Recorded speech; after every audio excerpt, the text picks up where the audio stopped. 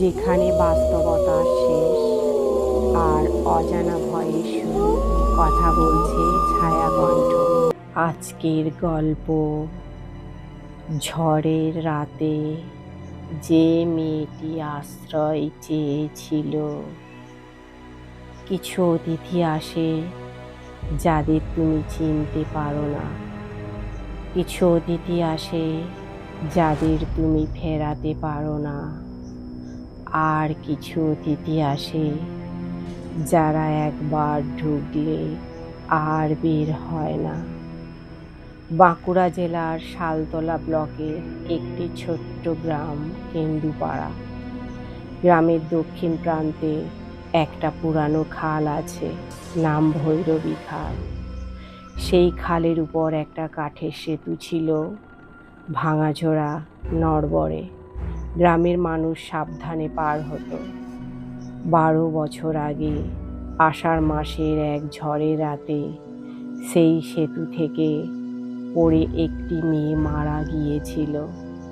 তারপর থেকে প্রতি বছর আষাঢ়ে যখন ঝড় আসে, গ্রামের মানুষ দরজা বন্ধ করে ঘরে বসে থাকে, কারণ ঝড়ের রাতে সেই মেয়ে ফেরে, আশ্রয় খোঁজে। আর যে আশ্রয় দেয়। অরূপ সরকারের বয়স 27। কলকাতায় পড়াশোনা করেছে। এখন গ্রামে ফিরে বাবার ছোট্ট মুদিখানা দোকান সামলাচ্ছে। বাবা মা গেছেন পুরীতে তীর্থে, অরূপ একা বাড়িতে। সেদিন ছিল আষাঢ়ের 13 তারিখ। বিকেল থেকেই আকাশ ভার হয়ে এসেছিল। সন্ধ্যায় বিদ্যুৎ চমকাতে শুরু করলো। রাত 8টার মধ্যে শুরু হলো ঝড়, প্রবল, ভয়ঙ্কর। টিনের চালে বৃষ্টির শব্দ এতটাই জোরালো যে টেলিভিশনের আওয়াজ শোনা যাচ্ছিল না। অরূপ মোবাইলে বই পড়ছিল। বিদ্যুৎ চলে গেছে ঘন্টাখানেক আগে। মোমবাতি জ্বলছে টেবিলে। রাত 10:30টায় দরজায় কড়া নাড়া হলো। অরূপ প্রথমে ভাবল বাতাসের শব্দ, কিন্তু আবার হলো, এবার স্পষ্ট। সে উঠল, দরজার কাছে গেল। কে? বাইরে থেকে একটা মেয়ের গলা, কাঁপা, ভেজা। একটু আশ্রয় দেবেন? ঝড়টা থামলেই চলে যাব। অরূপ একটু থামল। এই রাতে, এই ঝড়ে একটা মেয়ে একা। দরজা খুলল। বাইরে দাঁড়িয়ে একটি তরুণী, বয়স 22-23 হবে। সাদা শাড়ি পরা, ভিজে একাকার, চুল ছড়িয়ে আছে মুখের ওপর। মুখে আতঙ্কের ছাপ, চোখ দুটো বড় বড়। অরূপ বলল, আসুন ভেতরে। মেয়েটি ঢুকলো। অরূপ একটা চেয়ার এগিয়ে দিল। মোমবাতির আলোয় মেয়েটিকে দেখল। মুখটা ফ্যাকাশে, ঠোঁট প্রায় নীলচে, হাত দুটো বুকের কাছে জড়ো করে বসে আছে। চা করব? একটু গরম হবেন? মেয়েটি মাথা নাড়ল। না, ঝড়টা থামলেই চলে যাব। কোথা থেকে আসছেন? মেয়েটি একটু থামল, তারপর বলল, ওপারের গ্রাম থেকে। ওপার মানে খালের ওপার? এই ঝড়ে সেতু পার হলেন? মেয়েটি উত্তর দিল না, জানালার দিকে তাকালো। অরূপ আর প্রশ্ন করল না, মোমবাতির কাছে বসে রইল। কিছুক্ষণ চুপচাপ কাটল। তারপর অরূপ হঠাৎ খেয়াল করল, মেয়েটি ঢুকেছে ভিজে কাপড়ে, কিন্তু সে যে চেয়ারে বসে আছে সেই চেয়ারটা ভেজেনি। মেয়েটির পায়ের নিচে মেঝেটা শুকনো, একটুও ভেজা নেই। অরূপ আবার তাকালো। মেয়েটির শাড়ি ভিজে আছে, চুল ভিজে আছে, কিন্তু মেঝেতে একটুও জলের দাগ নেই। বুকের ভেতর কেমন একটা অনুভূতি হলো। ঠিক সেই মুহূর্তে বাইরে বিদ্যুৎ চমকালো এবং সেই এক মুহূর্তের আলোয় অরূপ মেয়েটির মুখ দেখল। তারপরই অন্ধকার। অরূপ চোখ কজলালো, মোমবাতির দিকে তাকালো, নিজেকে বোঝালো ভুল দেখেছে। কিন্তু সে যা দেখেছিল সেটা ভোলা গেল না। এক মুহূর্তের বিদ্যুতের আলোয় মেয়েটির মুখটা ছিল অন্যরকম। চোখ দুটো বন্ধ, ঠোঁটে কোনো ভাব নেই, যেন মুখটা মুখ নয়, একটা মুখোশ। এই গ্রামে কতদিন আছেন? মেয়েটি প্রশ্ন করল। গলার স্বর আগের মতোই শান্ত। জন্ম থেকে? তাহলে চেনেন নিশ্চয়ই। গ্রামের দক্ষিণ দিকে যে পুরানো পথটা খালের দিকে গেছে। অরূপ বলল, হ্যাঁ। সেই পথে কত বছর আগে একটা সেতু ছিল। অরূপ একটু থামল। সেতু এখনো আছে, কিন্তু ব্যবহার হয় না, পুরানো হয়ে গেছে। মেয়েটি বলল, সেই সেতুতে একটা ঘটনা ঘটেছিল অনেক বছর আগে। অরূপের শিরদাঁড়া দিয়ে ঠান্ডা স্রোত নেমে গেল। কোন ঘটনা?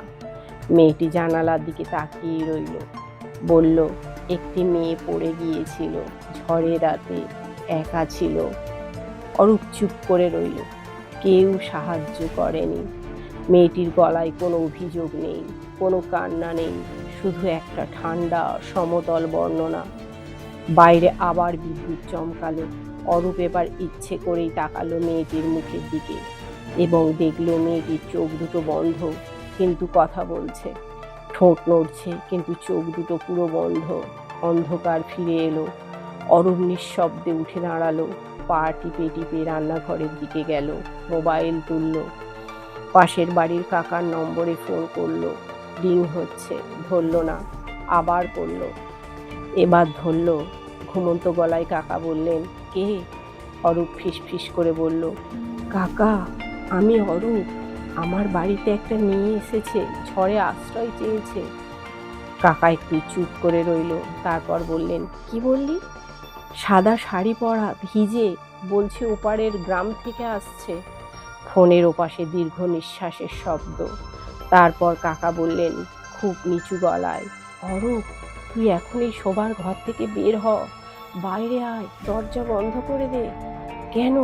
প্রশ্ন করিস না, এখনই বের হ। অরূপ রান্নাঘর থেকে বের হয়ে দেখলো মেয়েটি চেয়ারে নেই, ঘর খালি। সে পুরো বাড়ি দেখলো, কোথাও নেই। দরজা বন্ধ, জানালা বন্ধ। মেয়েটি কোথায় গেল? অরূপ দরজা খুলে বাইরে বের হলো। ঝড় তখনও চলছে, তবে কমে এসেছে। কাকা ছুটে এলেন, সাথে আরো দুজন। অরূপ বলল, মেয়েটা চলে গেছে, কিন্তু কিভাবে গেল বুঝলাম না। কাকা বললেন, ভেতরে যা, কি দেখিস? অরূপ টর্চ নিয়ে ঘরে ঢুকলো। মেঝেতে দুটো পায়ের ছাপ, কাদা মাখা, ভেজা। দরজা থেকে শুরু হয়েছে, ভেতরের দিকে গেছে, কিন্তু ফেরার ছাপ নেই। ছাপ দুটো গিয়ে শেষ হয়েছে ঘরের মাঝখানে। মাঝখানে যেখানে মেয়েটি বসেছিল সেখানে। পরদিন ভোরে অরূপ গেল গ্রামের সবচেয়ে বয়স্ক মানুষ নিবারণ মাঝির কাছে। সব বলল। নিবারণ মাঝি উঠে গেলেন ভেতরের ঘরে। ফিরে এলেন একটা পুরানো সাদা কালো ছবি নিয়ে। এই মেয়েকে চিনিস? অরূপ ছবিটা হাতে নিল। বুকটা ধক করে উঠল। সেই মুখ, সেই চোখ, সেই গরম। গত রাতে যে মেয়ে তার বাড়িতে বসেছিল, এ সেই মেয়ে। কে এই মেয়ে? নাম পারুল। 12 বছর আগে এই আষাঢ়ে ভৈরবী খালের সেতু থেকে পড়ে মারা যায়। একা ছিল ঝড়ের রাতে। অরূপ বলল, সে বলেছিল কেউ দেখেছিল সেদিন, কিন্তু সাহায্য করেনি। নিবারণ মাঝি মাথা নাড়লেন। হ্যাঁ, একজন দেখেছিল, খালের পাড় দিয়ে যাচ্ছিল। দেখেছিল পারুল সেতু থেকে পড়ে যাচ্ছে, কিন্তু ঝড়ের রাতে খালে নামতে ভয় পেয়েছিল, চলে গিয়েছিল। সে কে? নিবারণ মাঝি চুপ করে রইলেন। অরূপ আবার জিজ্ঞেস করল, কে ছিল সে? বৃদ্ধ মানুষটা এবার অরূপের চোখের দিকে সরাসরি তাকালেন। বললেন, তোর বাবা। ঘরে সমস্ত শব্দ যেন থেমে গেল। তোর বাবা সেদিন ওই পথ দিয়ে যাচ্ছিল, দেখেছিল কিন্তু যায়নি, বাড়ি ফিরে এসেছিল, কাউকে বলেনি কোনোদিন। অরূপের মাথার ভেতরে একটা যেন বিকট শব্দ হলো। সব কিছু মিলে যাচ্ছে।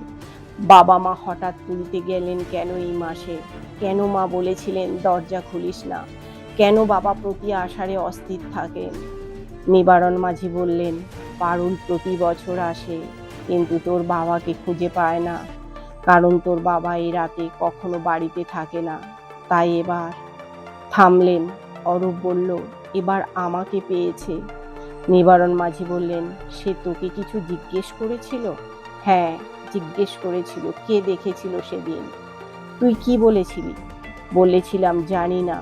নিবারণ মাঝি চোখ খুললেন, দীর্ঘ নিঃশ্বাস ফেললেন। ভালো করেছিস। অরূপ বলল, কেন? যদি বলতাম। নিবারণ মাঝি বললেন, তাহলে সে জানতো তুই জানিস, আর যে জানে তাকে সে সাক্ষী রাখে, সাথে রাখে। অরূপ উঠে দাঁড়ালো, বাড়ি ফিরবে। দরজা পর্যন্ত গিয়ে থামলো, পেছন ফিরে জিজ্ঞেস করলো, কিন্তু কাকা, একটা কথা, পারুল আমার বাবাকে কিভাবে খোঁজে? বাবার চেহারা সে চেনে কিভাবে? নিবারণ মাঝি বললেন, সেটাই তো রহস্য। পারুল মরার আগে শুধু একটা মুখ দেখেছিল, যে পালিয়ে গিয়েছিল। অরূপ বলল, তাহলে সে চেনে? হ্যাঁ। আর আমাকে? আমাকে কিভাবে চিনল? আমাকে কেন আশ্রয় চাইতে এলো? নিবারণ মাঝি থমকে গেলেন। এই প্রশ্নটা তিনি আগে ভাবেননি। অরূপ বলল, আমি তো সেদিন ছিলামই না। 12 বছর আগে আমার বয়স ছিল 15। আমি ছিলাম কলকাতায়। নিবারণ মাঝি আস্তে আস্তে বললেন, তাহলে সে তোকে কেন খুঁজলো? দুজনেই চুপ। তারপর অরূপের মোবাইল বেজে উঠল। বাবার নম্বর। অরূপ ধরল, বাবা।